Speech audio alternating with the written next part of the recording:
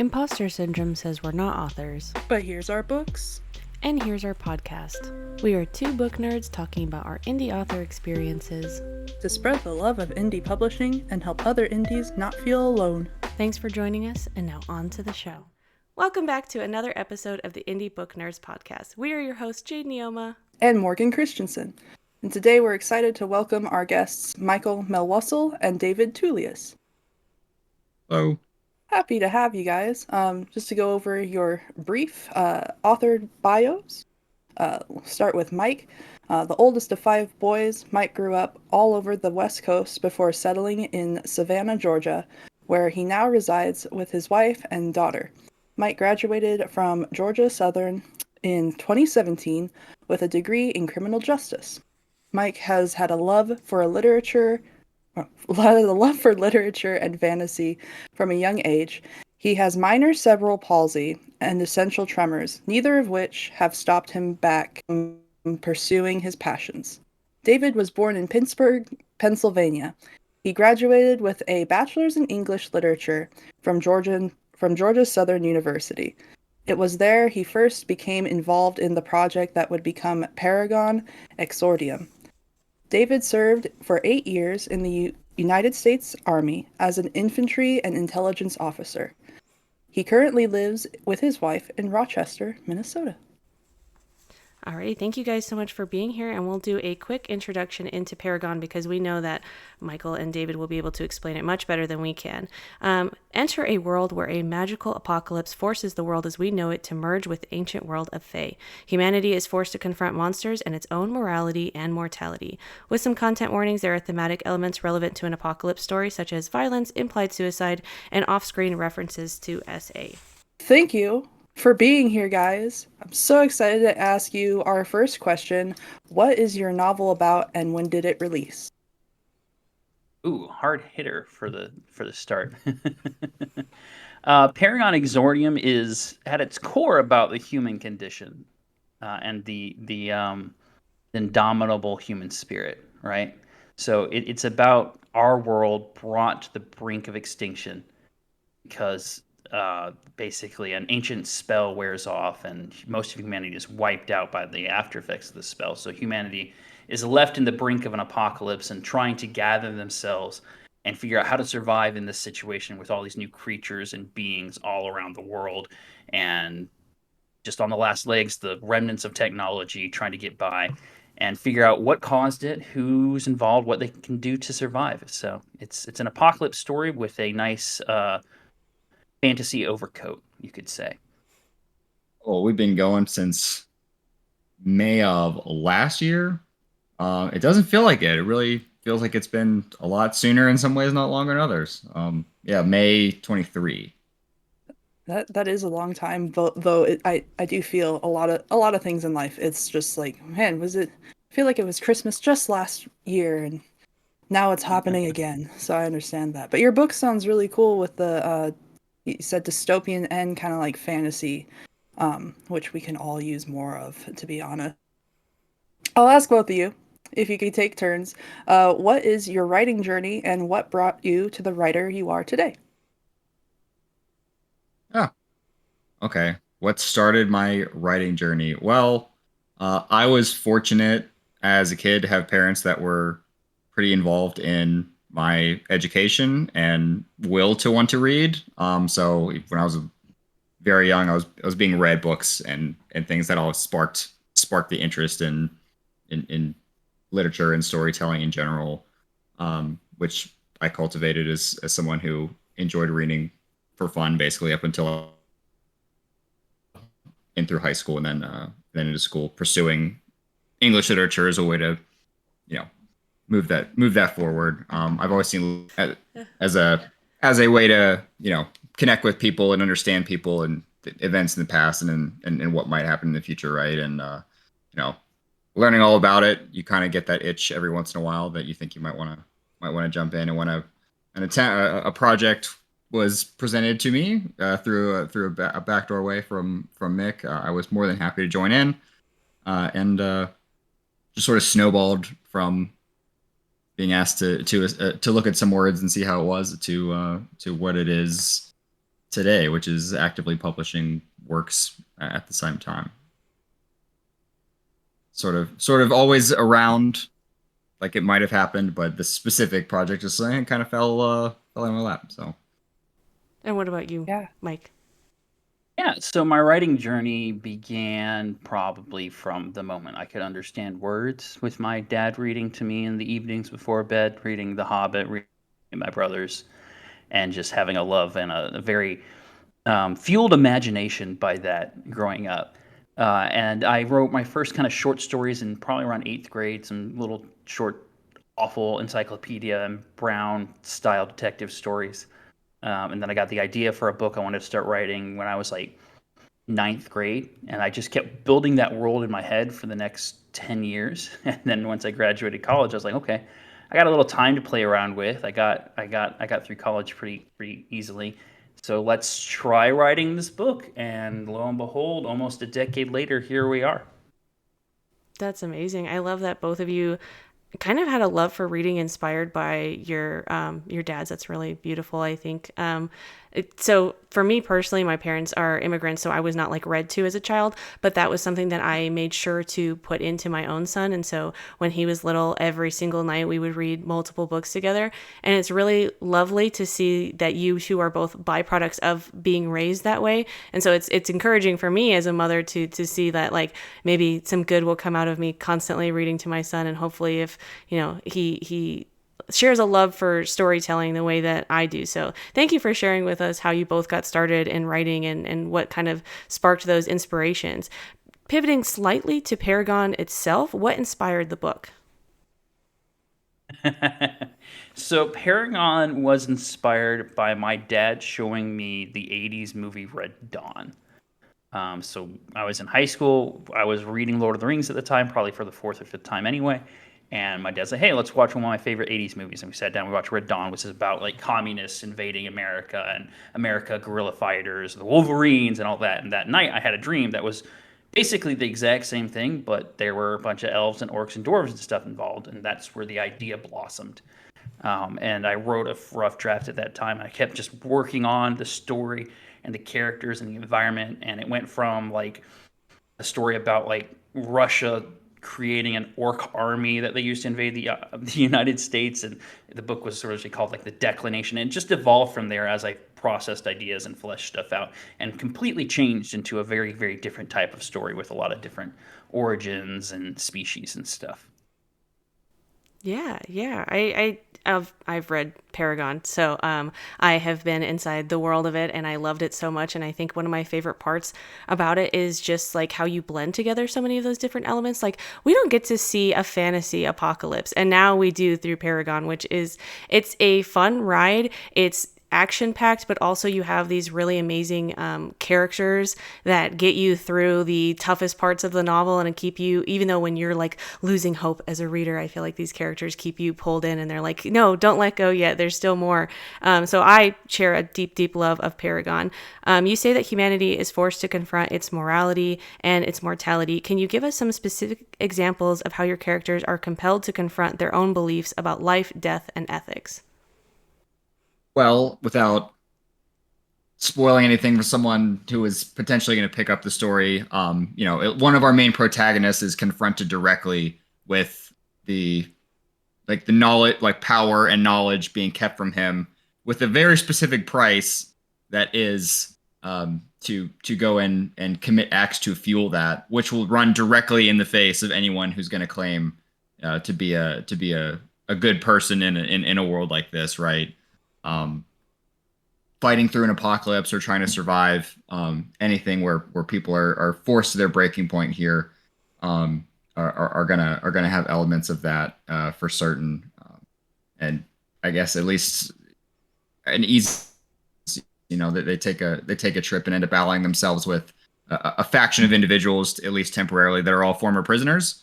And the morality isn't, they were in jail, what was it for? It's, well, what are we going to do now? I mean, is this even, is what they were in jail for even really, matter anymore? I mean, if you, right, robbed a bank, we don't have banks. So how does that, translate? And that's a low level example. There's plenty I could go into without hopefully spoiling the story. I'm sure Mick has one on the rip too. So. I have an example that actually has some division in the reader base. So there's a character who confronts another character for their moral actions endangering them. And there's a very intense scene later where this character executes someone who is on the verge of causing a panic while people are in the middle of trying to evacuate. And so this has created quite a discussion amongst our readers of people being like, well, that's morally inconsistent. That's ethically inconsistent for that character. Or is this character actually a good guy? And the kind of the point we're trying to make there is these characters are mercenaries.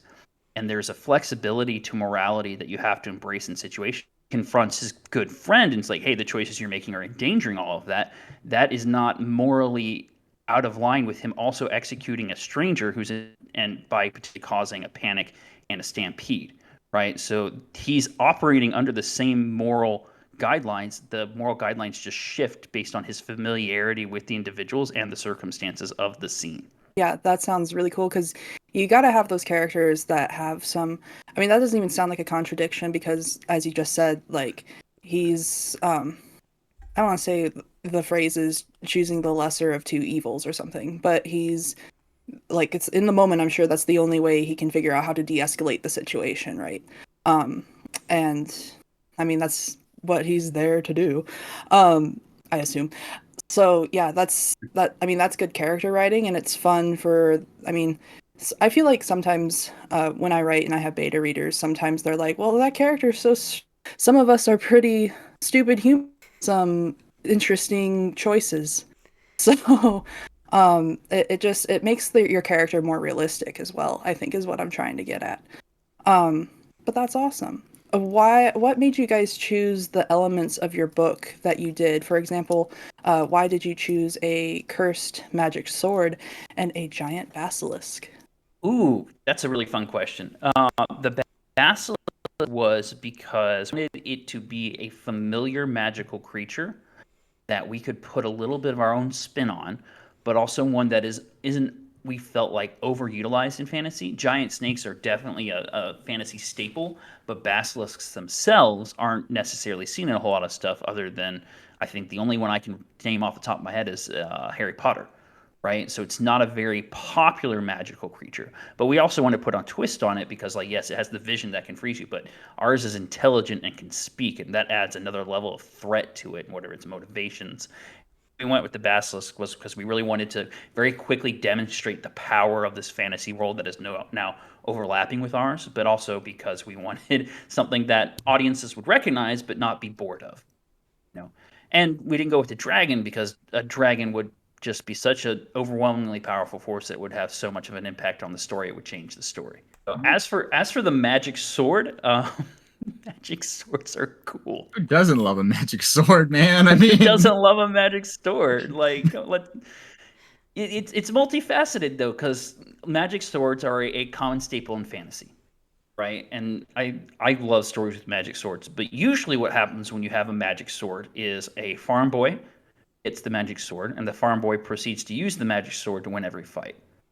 We wanted to subvert that. So our main character is a trained professional, like Black Ops Navy SEAL level soldier who gets the magic sword. So it was an attempt to again create familiarity, but also subvert expectations and make this kind of our own spin on things that are familiar. No, that does, yeah, because a lot of our writing and like a lot of the publishing industry is having all these different cliches and tropes, but taking your own spin and making it different. So that sounds awesome. Is it challenging or inspiring for you to write about humanity's darker side? I mean, either one of you can answer this. Were there any scenes that were particularly intense or surprising to write? I find it to be mostly inspiring because then we also get to write how people overcome how all these dark things that have happened to them. Generally, it is a world that is grounded in, at least some laws and rules, and human nature really doesn't change, and so not everybody overcomes those things. And as we sort of discussed earlier, with maybe more flexible morals, you said something to the effect of, well, the character at the time might not have thought he had any other choice, but once you start resorting to those things as the first choice, then you start to have a problem for the character, right? I like it. I'm inspired by it, and there's been so yeah, there are definitely things that we've written or and that we've gone through that were more tough to write, and it's only becoming more and more tough. Most of the immediate things that jump right to my mind are all brewing for the follow-up novel for Paragon, where there were some scenes that left both of us sort of drained. I would say I don't want to speak for Mick, right? Just sort of this is what happens to this character, and then it's just dead air for a minute. And you're like, wow, that's that's it then, I guess, and just sort of I need a nap maybe. And yeah, it's ongoing. I'm inspired by it. And you need a little bit of breath of fresh air every once in a while, so can't be doing that all day, huh? And what about you, Michael? Do you feel like you had any scenes that were particularly difficult to write, or did you find it inspiring, like David did, to write about like a little bit of humanity's darker side? Difficult, not I. Difficult. I wouldn't say those parts of the story are difficult because I pull a lot from real experiences for the story and things I've experienced. So I feel like I have a place to pull those things, and I mean I study criminal justice criminology, and so there's a lot of dark things I was exposed to and researched, and I wrote like a paper on the romanticization of like serial killers and stuff, so it's nothing I'm not a little bit familiar with. So the difficult thing for me would probably be like what Dave's saying is realizing where these characters are going and having these moments like we have to change the action because while we may not agree with the character's action, it's where they are in the story. And grappling with how audiences are going to react to that. To me a little bit getting near the end of book 2 because I'm like, people are gonna be upset. And I don't know if all of them are gonna want to keep reading. I should want to keep reading, but they're gonna be hurt, and that's part of the story. I think that's good storytelling, and I do want to have some hopeful elements, but it's a dark story, and I like when stories shine through the darkness, but you got to hold on to get to the end. Yeah, I think I value that approach as well. Sometimes what you are writing is not necessarily going to be exactly what the readers want, but it is what's right for the story and the direction that you're heading for with it. And even if it has those darker moments, like you said, you have to hang on until you get to the light at the end. I think that when I was taking to my own writing, I found that writing really dark stuff because my character is a victim of domestic abuse. And so that is a very difficult topic to write about.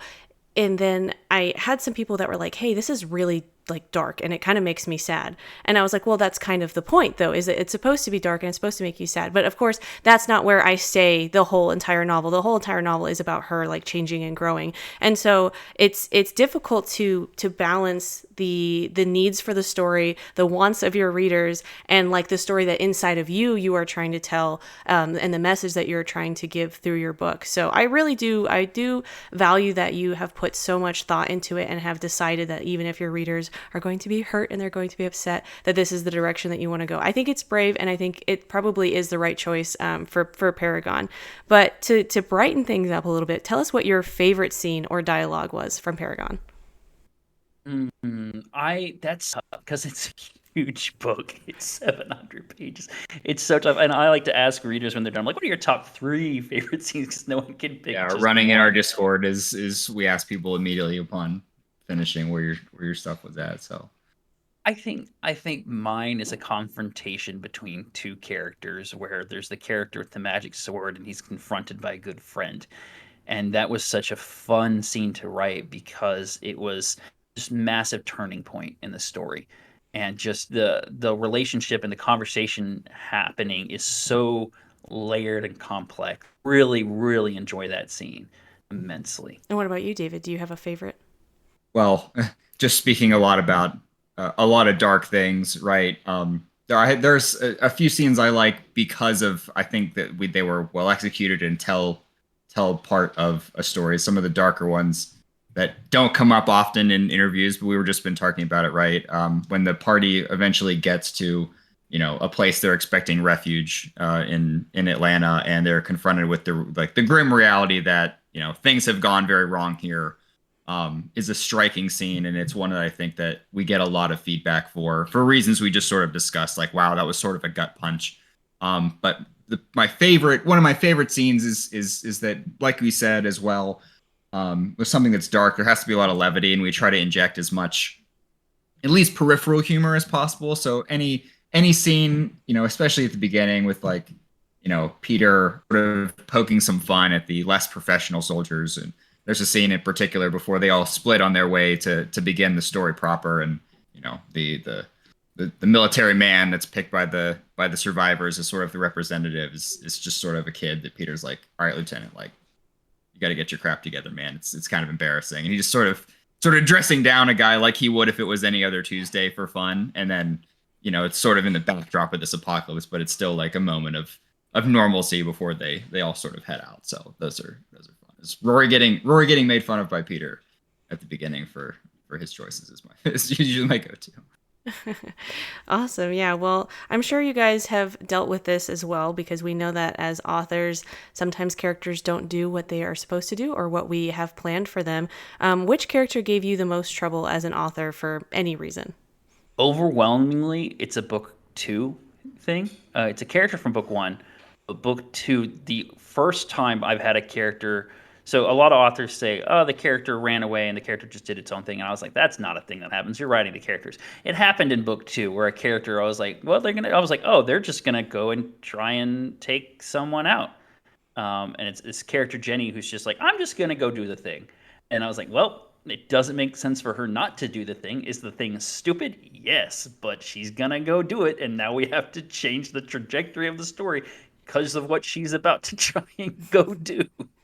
I didn't feel written into a corner with that. It just naturally how that kind of went. I luckily I feel like less times we're confronted with what, a character has to do, and just more surprised by what characters we didn't put a lot of stake in were able to get teased out. I think we've been more lucky on that front. Like not being, wow, I can't believe this character is going to have to do this. It's some like, well, that background character sort of became a little bit of a favorite. Let's let them get into the swing of things here, and then they do something maybe inspiring or heroic that we weren't kind of looking forward to. And there's a couple of characters that I feel that way. Ones that sort of did things we didn't really like. I think aforementioned, arena scene would be one that I think for Mick, and then characters that despite themselves, end up in a situation where hey, well, I have to do this, otherwise people are going to die, and so end up making that hard decision to protect everybody, and you really can't want to let that character go. Also, kind of fan favorite characters, and they're like, well, all right, I'll see you in a minute, and they don't see you in a minute. You know what's going to happen, and maybe the breeder knows what's going to happen, but they're not going to do anything else. For sure. You guys gave me many scares in Paragon that I will never forgive you for. Some fulfilled, some not, I imagine. Mm-hmm. It's the best compliment any of us could receive as authors. Oh, yeah, I'll take that. Yeah, no, well, for Mike, I felt like that where you were like, people always say, oh, these characters get away from me. And I said the same thing, like, there's a delete button. There's a backspace. You can just edit it, and you can. But, like, yeah, my characters, I'm a book 4 in my series, and I had this whole thing planned out for a main character, and she just in the scene that I was fleshing out, because I'm a discovery writer, nothing's planned, kind of, but not. She's talking with somebody, and she just says, I'm not doing this thing, and it just like completely changed what I did have planned, and I was like, wow, this is so much better, and she had a better idea than me. We're gonna just keep going like this, I guess. And then Great I also, yeah. So I guess, I could delete the little outline things that I already had planned now, and it's because of her.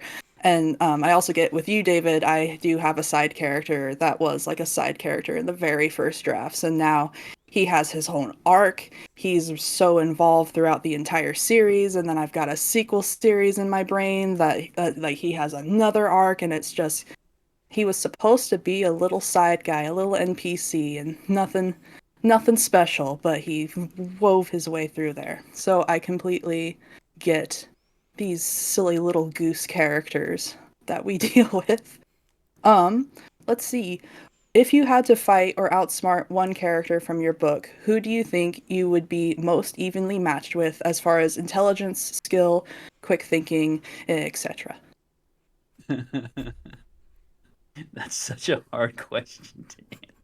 There's so many fantasy creatures that could just so easily swat both of us away without even thinking about it. So it has to, well, I know who I would pick. I don't know about you, Nick. Oh no, the I kind of want to cop out of it with just the intelligence thing because no character is more intelligent than the writer. But some of these characters are more intelligent than me. Whether or not I write that successfully, that is a state of the characters. So, as far as me, and they're mostly characters who are skilled soldiers, which I am not. So that's a tough question to answer. I would love to say I could take someone else, but I think realistically, as a dad approaching his 30s who's a little overweight, Gunter's my best bet.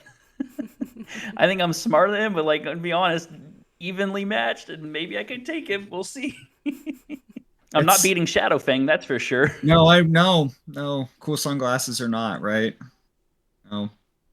What about you, David? Who do you think you'd be So somewhere? I thought about this a little bit. And when we started writing, right, or at least I was roped into this whole thing, I was in school. I was at the beginning of a military career and I just ended it and it's sort of bookended, pun intended, uh, that career. And that's about, that was my early 20s until now. I'm 30. So at the time of, if you had asked me this when we first started it, I would have said that I could have beaten a lot, like way more of the snow characters in a straight up fight. But I was also a like jumped up, young, amped up guy, infantryman ready to rock and roll.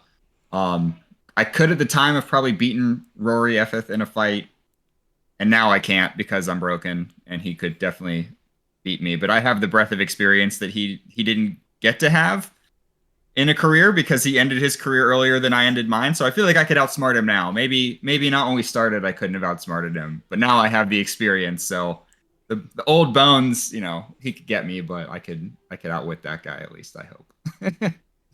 You got a good head on your characters. So, well, this is something that interests me since you guys are co-authors. How do you navigate the co-author experience specifically when it comes to writing the book? Relaxed in your approach of writing together. So it's the process has evolved. David was originally brought on as just like an alpha reader, and he evolved into an editor. And now that we're in book 2 full swing, he's a co-author just because he's become so intimately involved in the creation and stuff. He would have been. I mean, I consider him a co-author of book 1, but he didn't write. I wrote like 95% of it, right? So with book 2, he's had such a hand in more of the drafting, more of the outlining, more of the overall process. So he's has more opportunity to do more of the writing himself. And there's entire chapters that Dave has drafted up for me to review, as opposed to me drafting up chapters for him to review. So it's very relaxed because we work as a team. The concept and the ideas are originally mine, but he has helped raise them and mold them to a degree to where he is my co-author. He is a functional, integral part of this process. So it's very relaxed. I usually do the first draft of stuff unless it's a perspective where I'm like, hey man, I want you to take the lead on this. And it's funny, we had a couple weeks ago, we both took a chapter that I drafted up and we said this section needs some work, and we both worked on it independently, right? And then we came back together and we presented what we each had. And the way it lined up, like beat for beat, the story Pretty cool. moments that happens, the conversations that happened, the character actions that happened, was almost identical with just slight differences. But characters standing up at the same point in the conversation, moving somewhere else, or doing the same kind of patterns, using the same kind of language. And so what happens was we just like, okay, I like this word choice better than this word choice. I like this word choice better than this word choice, and we just blended them together. So it's very relaxed and it's very much teamwork, and it's Yeah. a lot of just back and forth feedback. And I do most of the writing, but Dave, as we keep going, taking more and more of the story onto his own shoulders. And when Dave's at this point, I don't always check everything Dave adjusts. I'll go through. He's like, "Hey, I added a sentence on page 4. I'm like, okay, cool. And instead of going in and be like, let me make sure this fits my style, I know it does, just inherently. And this took time. This took a lot of time for Yes. it to be at this point. It was like said at the beginning, like it was a lot more formal. It was like, hey, we're gonna do some commenting systems, and we're gonna review everything and kind of not struggle through, but sometimes it was struggle through certain syntax or whatever it was, and it took a long time. And now it's a lot more. Okay, hey, look, like this is what we're gonna be covering this week. What you got? And I'm like, well, I don't like how this was. That I'm gonna take a crack at it and be like, all right, and then end of the week, breeze through, be like, oh, that was actually better, or it wasn't that quite as way I wanted. It's much more relaxed, but it took to get to that point, and it was not that didn't just happen. So Yeah, it's interesting to see how you guys adapted and how it grew over time.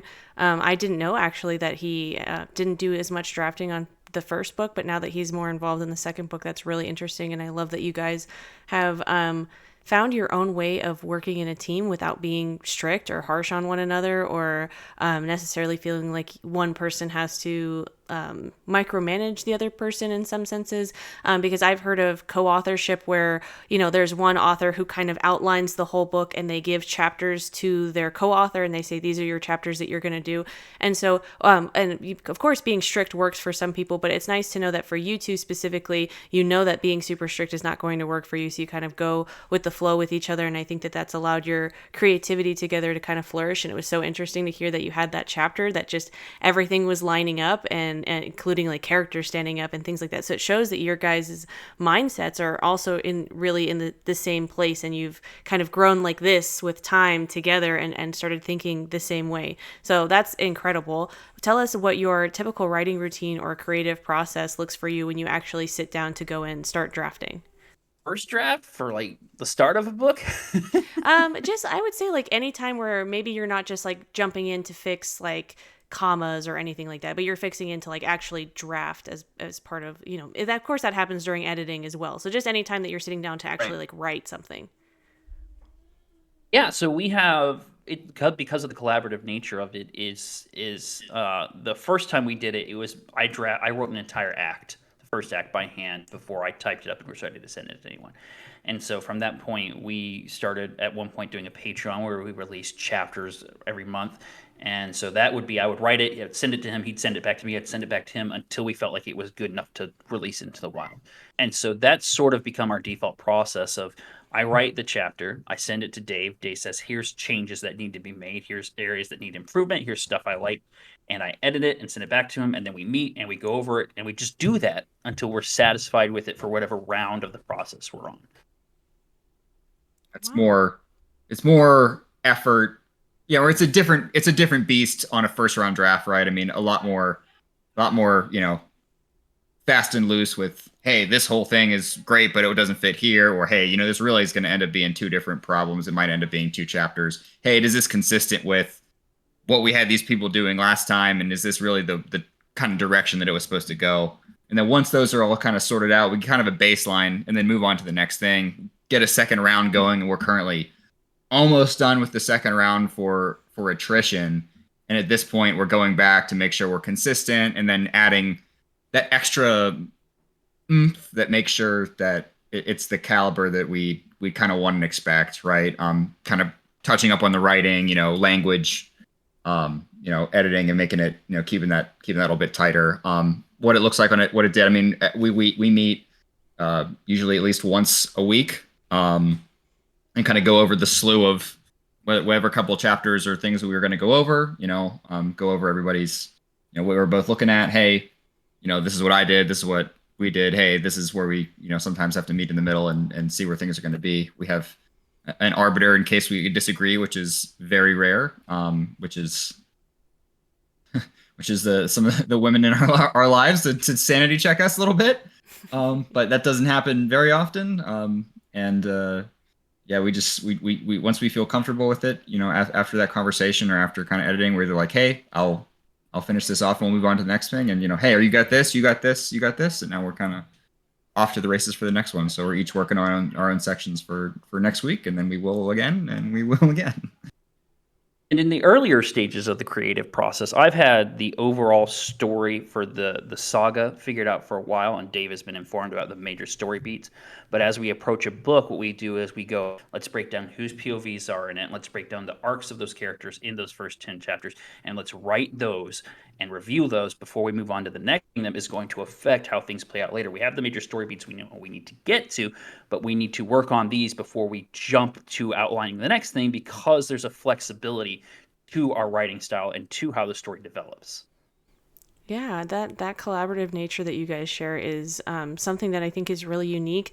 I know that it seems like there's a mesh of personalities between the two of you as well that seems to work really well, because I'm imagining for myself like being able to collaborate and rely on someone where you are meeting up once a week and you're just like, here are the things that I want to go over, and here's how I want to move forward with the story, and asking like, well, how do you feel about it? And just kind of being willing to go back and forth until it reaches a point where both of you are satisfied with the story, and then also to learn that you've given out those major story beats, and he's kind of like, he has it in his own mindset, and you guys are just working towards this like same goal, but separately but together at the same time. And it's something that is really like blowing my mind, just to imagine how your writer process is like unfolding day by day, and how it must and how it must change too.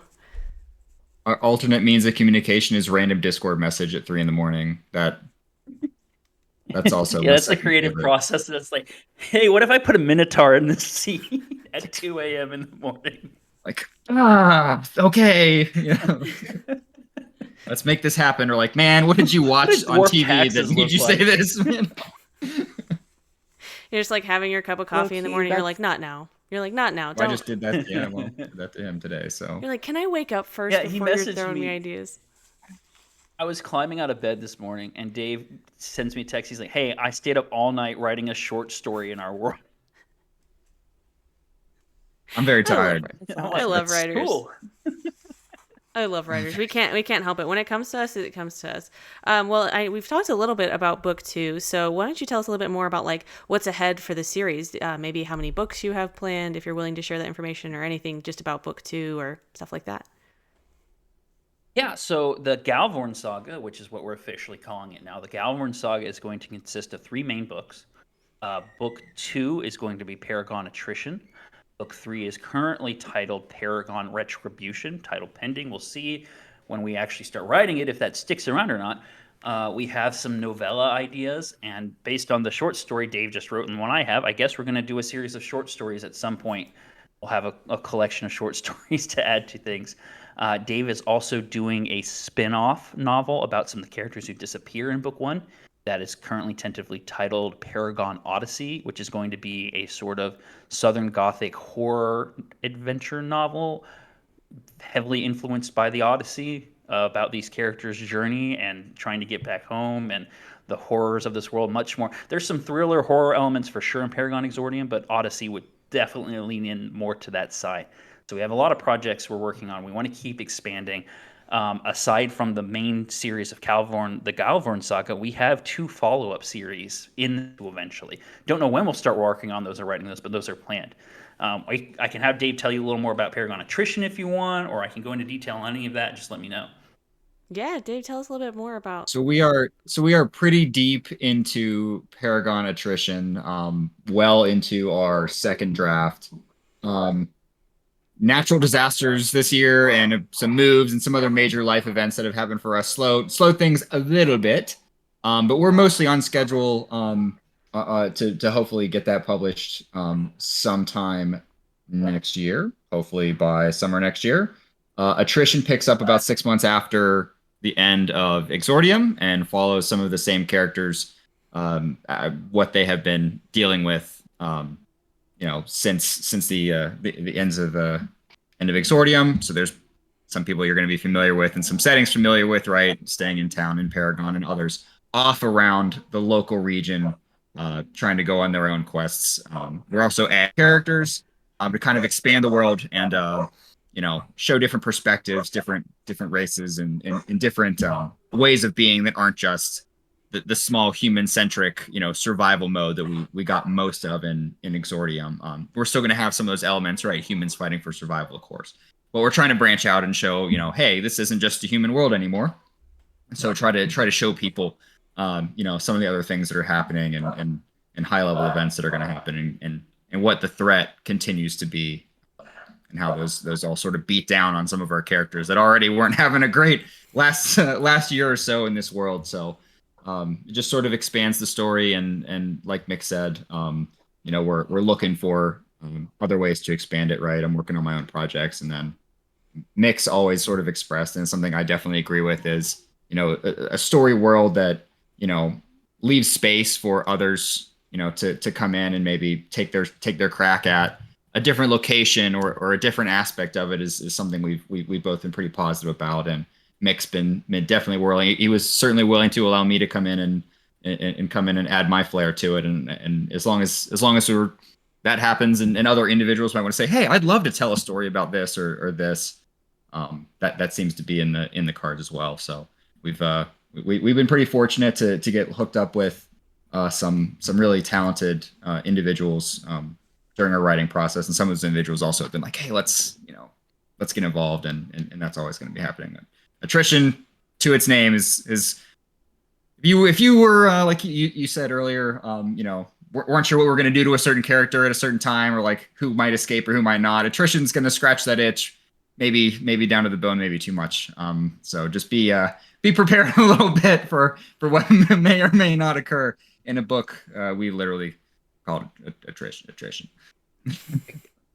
I want to say two big differences about attrition for anyone who's familiar with Exordium. Two big differences that I'm really looking forward to is attrition has a female orc lady who I think is going to be a very different shift in things for everyone, and she is so much. I think she's going to be a fan favorite because she's a giant orc lady with a tendency at just going to eat it up, who is dealing with the emotional abuse, physical abuse of being in a cult. And I think that's a perspective that people are going to really enjoy. The other thing is, book 1 has a series of villains. Book 2 still has multiple villains, but we have the big villain of the overarching story coming into it and having more of a direct impact on things. It's a character who's been hinted at, and it's really much more of a main focus of the story. So that's a lot of plans, you guys. It kind of shows. I don't know if there's like a term for like fantasy that can go in all the different directions. I think as fantasy authors, each of us have that, where I got a short story for this one, and then a spinoff for that one, and then this one will roll off of this series, and I was just talking about my sequel series and all of that. But I don't know if there's like really a term. I'd like to call it deep fantasy. The fact that there can be so much in the world, like because the world is so big. Well, I was gonna say, it's sort of like if you're like a person into like a tabletop role playing game or something, it's like having a bunch of campaign ideas and then just trying to find players that'll play for you. It's like, I wrote this cool campaign and we gotta play it, and people are like, oh man, we've been playing this for 10 years, we gotta stop. Just there, it never quits. I was like, that'd be a great idea. Yeah, I know. Oh God, do I know it. Well, pivoting from the fantasy and everything, what made you guys choose indie publishing? that's a great question. Indie publishing. So we spent a year once we felt like we were finished with the store querying and in the query trenches. I submitted to over 100 different publishers and agents and all this stuff, and we were doing it for a long time. And I'm still getting rejection letters in 2022, 2021 that we did that, and I'm still getting rejection letters. So the consistent feedback we were getting every time with these wasn't that the story was bad. It was that it was too long, and there were three consistent elements. The story was long, the fantasy book and the genre we were writing in wasn't in the market, and we're co-authors instead of just one author. All of those, on top of the fact that it was a debut series, made it a very, very risky thing for a publisher and agents to take on, and none of them were willing to do it, even though they consistently like, this is good, I like the concept. It's just not what the market wants, and it's a big risk to take for potentially not a lot of reward for a while. So we got a bunch of beta readers together and some other people were like, hey, every single person we sent it out to, and we made sure to send it to strangers, we made sure to send to people we knew were going to give us honest feedback. Everyone loved it, and I was tired of waiting to get it to people, because that we wrote and we love and other people are enjoying and can enjoy. I think it has the legs to make the run. And so we're like, okay, what do we need to do? We wanted to get back to writing. That was the fun part. Trying to find someone who will put it on paper was way less interesting than than that aspect of it. I also tried the traditional route and got quite a few rejections. I don't know if I put out as many as, traditional authors do, but I did get, kind of as you guys said, kind of some feedback at least out of it. Not even from the rejection letters, but from you go in and you make sure an agent would be like a good fit for the book and everything. And one agent's bio said, if your book starts with the character waking up and starting their day, I'm not gonna read it. Like, I'm not gonna take you on. And I was like, oh, my book started with a character waking up and like doing her day and doing her chores, so it doesn't start that way anymore. I'll say that. So yeah, I mean, it's not, even though I took the indie path, it wasn't a waste of time really, and and it's a great path to take for those who want to take the traditional route as well. But I don't want to wait for it either. It takes forever. I'm impatient. Yeah, like Mick said, we had enough people that we thought that Hall had given enough positive feedback and wanted to see things on the move. And I think so far we've been vindicated is not the correct word, but I'm glad we didn't wait longer and we got it to people that were passionate about it.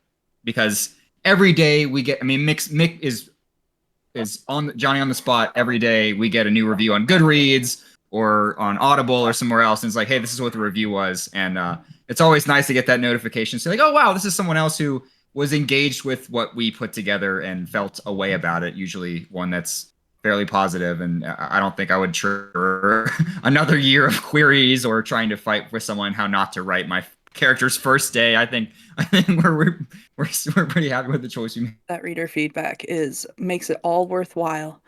Well, so this is our favorite question of our interviews. What does indie publishing mean to you? To me, it means an opportunity to connect with your readers on a far deeper level. I don't know if I wasn't the one directly peddling my book and in charge of the whole process the way I am, I would be able to have the relationships and connections I am able to have. Yeah. What about you, David? What does indie publishing mean to you? Yeah. Rather than, when you tell somebody that isn't familiar with it being indie published and you have to kind of walk that back, it always feels somehow like, I don't know, dirty, but and I hate that that's the case because that's not been my experience at all. Like Mick said, indie publishing has meant that, able to surround ourselves with other people in this community, all kind of working towards the same thing. And just getting the story out there to the people that want to see it without that middleman, like Mick was talking about. If someone would have come down and said, hey, this is what you need to do to your story, as some queries came back and said, hey man, this might be possible, but we're going to chop this into 3 stories and you need representation in this, or it's, without this romance plot, it's not going to be a thing. And it just, indie publishing now is control for us. And that's worth more than gold in certain aspects too. So that's what it at least has been for me. There's so many industry experts. There's every publisher is an industry expert, but we are getting to tell our story our way and living our whole lives. And so we know what we enjoy about a story. We don't need someone to tell us what that means. And I know there are other people who enjoy the same things I do who are going to enjoy our story. But I have had more people say, I wish it was longer, than I've had people say, this could have been shorter. And that wouldn't happen if it was traditionally published. Yeah, I read Paragon, and it is definitely a long book, but that was never a deterrent to me, because in many ways it felt almost like when you watch like a series of an anime, I would say, when you're, because an anime series is so much different than like a regular TV series. Anime, you're getting like a whole arc just in that first season. You're getting like so much. And that's what Paragon felt like to me. It felt like every time I was diving back in, I was being exposed like to so much world building and so much like character driven like antics and so many things going on, and humor and funny things happening at the same time. And so I never felt like it was too long. I felt like I enjoyed the length of it because every time I went back in, I was experiencing like a new leg of the story, a new like experience with these characters. I get to experience it with them again. So, and I agree that indie publishing allows you to be able to tell the story in the way that you want, where you're not depending on a traditional publisher to tell you this book's too long, you need to cut it, you need to cut all this out. So I agree with you there for sure. So tell us a little bit more about how you approach world building in your writing. Are you spending a lot of time planning those things out? Are you spending a lot of time researching, or is it something that like comes to you in the moment and you're just putting a lot of your fantasy love and all that into it? D, all of the above. It really, see, that's one of the unique things about Paragon Exordium is you have so much freedom when you're writing a fantasy, and you have so much constraint when you're writing something in the real world. So we have this complex relationship with this world where it's like, hey, we have to ground things, but hey, we also get to just make up whatever we want. So there's a lot of research that goes into the real world elements to make sure it makes sense. That was the main reason I brought Dave on, was because Dave was in the military and I'm writing military. These characters were grounded, and no one in the military reading this book was going to go, ooh, that's not how those people talk, or ooh, that's the wrong terminology. That was a very important part of making this fantasy story grounded to me, is those elements. Or I've spent time researching how long it would take to run on foot from one city in Georgia to another based on like how fast the average like Olympian athlete could, and things like that. So that's an element of it, but there's also the world building is whenever we take a fantasy creature, we ask ourselves one question. That question is, how can we make this our own? And our elves are very classical Tolkien-esque, tall, slender, immortal beings, but we wanted to feed into their culture and make their culture our own. So the question we asked was, how do we do that? And so we're like, well, these beings are immortal, but they can be slain. So how does that affect a culture? And the way we determine that affects a culture is, if you are going to live forever unless you are killed by an external force, your culture is going to revolve around being really, really, really hard to be killed.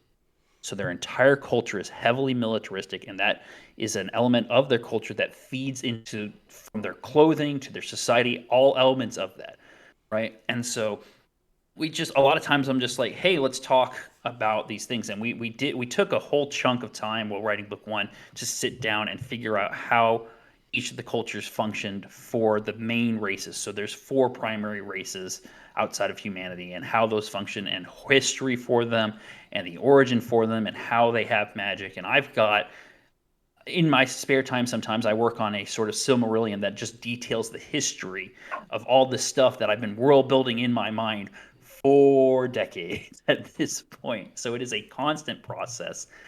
We have the main bones there, but we're constantly building onto that. You want to add to, Dave?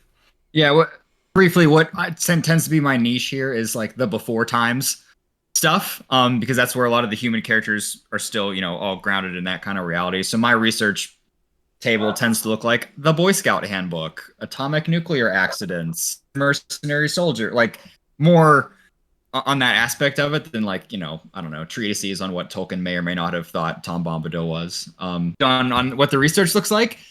In practical terms, yeah, Mick said, yeah, there were some things we had to lay out, and there's a lot of the things like the eaches that have come out, and since it's that come up as they come up, right? It's blended, and since it's modern mixed with fantasy, we can't just say like, well, the dwarves use copper coins, and that's what it's going to be. Like, well, you've got modern stuff, so in attrition, right? Apocalypse is starting to, people are starting to recover a little bit. It's been about 6 months. Well, how do we do money? It's like, well, they have coins or they have this, but like, what does that matter? Like, does that matter? What's the deal going to be? And so one of the things we're in practical terms moving through is like, oh yeah, like we never figured what that was going to be. But even if we had, the story presented something different. It's not just the elves in a vacuum. It's now Fred from down the street is trying to trade propane for coffee, and someone comes up with a silver coin, and he goes, I mean anything to me. I don't know who that guy is. So yeah, world building we did our best to try to hedge, but every day there's something. Every day it's something. And that does happen where, you do what you can because you can do all this research, but sometimes it just doesn't matter in the end. So guys, what is your best piece of advice for people who want to self-publish that you wish you had known ahead of time? Known ahead of time. Ooh. This is a piece of advice I keep coming back to, and social media is a constantly changing thing. But I wish that I had taken on or established myself, especially in the book talk community, earlier on than I did. I didn't get on book talk until a few months after my book had been published, and my wife had been pushing me to get on there. But I wish I had gotten more of an early start with that so I could start building that community, because it is a shockingly welcoming community in the author sphere, and there's so much encouragement, and I've read so many books from indie authors in the last year, and I love it, and I think it would have helped me to be able to have more of that bolster and more of those people to lean on and not have to do it only, and have that just breadth of information at my fingertips in a way that there are things that I now known to look into before. Like when we published a book, I didn't know there was formatting stuff. There's entire formatting websites. You can hire a formatter to format your book. I just copy pasted my Google Docs into Ingram Spark and did it all by hand very slowly and painstakingly. So there's just a lot I could have learned through exposure and embracing that community if I had done so earlier. I would be pretty right aligned with that. That community aspect definitely made a huge difference, and I was extremely skeptical, Mick will tell you. And yeah, there's no reason to do this alone. It's the same advice I'd give for someone who's going to start writing too. Having somebody you're accountable to, accountability with another person to make sure it gets done the right way. And if you're just starting trying to get yourself out there indie published, there's people that have already been down this road. There's no reason to reinvent the wheel. Times do change, different aspects change, websites change, whatever. But like, get yourself in with people that are more than willing to help someone new. Our experience has been almost entirely positive. I haven't felt gate capped so I definitely trying to get yourself at least somebody that can encourage you and help you. And if not, that had at least tried this process before. Writing and about this is stealing it from Hemingway, right? We're all apprentices in a craft where no one becomes a master, and we're all in this together. We're all on this journey right together. So there's no reason to go it alone. Yeah, we agree with that heavily. One of my biggest piece of advice is to always engage with your writer community. I just had someone reach out to me today, actually, who's asking me for some advice about finding editors and finding critique partners and marketing. And my biggest piece of advice for her was, you are going to want to get into the community and as authentically as you can interact with people. Don't go into it simply seeking like, well, I'm gonna like all of Michael's and David's videos because I want them to like my videos so that they eventually try to recommend people to me. That's not how it works. And Michael and I became friends through TikTok simply because I thought he was hilarious with his videos, and we started following each other. And it starts as like a genuine connection and a genuine interest in each other's books, interest in each other's well-being, and making sure that we all have what we need. And so that's something that I really appreciate about the indie community, is just being able to connect with other authors, but doing so from the heart and watching that pay off completely. It will pay off tenfold if you just go in with your best intentions towards other authors. Well, now that we've wrapped up our interview, we're going to give you kind of a chance to talk to us about any upcoming goals, events, releases, or anything exciting that you want to mention before we wrap up here today. As far as goals go, our goal is to hit 5 total book sales by the end of the year, and we are 12 away between audiobooks and ebooks and all that stuff. So it's at our fingertips. We're almost there. So 12 more and we'll have hit 500 in under 2 years as published authors with only one book out. So that's very exciting. We do not have any events planned currently. We're probably going to be at Dragon Con next year, but that's not until late into next year. And as far as releases and stuff goes, we are planning on releasing Paragon Attrition at some point next year, and we are planning on doing beta readers for it at the beginning of next year. So nothing really scheduled. Say it'll be done by this date, and then everyone is disappointed. So that is where we're at. Dare I say we have the concept of a plan. I wanted to ask, just because I know podcast things are scheduled, by next year, do you mean like late 2025? Yes. Awesome, Thank yeah. you for having me clarify. Late 2025, Paragon Attrition should be hitting the shelves. Well, remind everybody where they can buy it and give your social media handles for anybody that wants to find you after the episode. Yeah, so you can find me, Mikel Melwasul, Mikelmelwasul, as Mikel Melwasul on everything. I'm on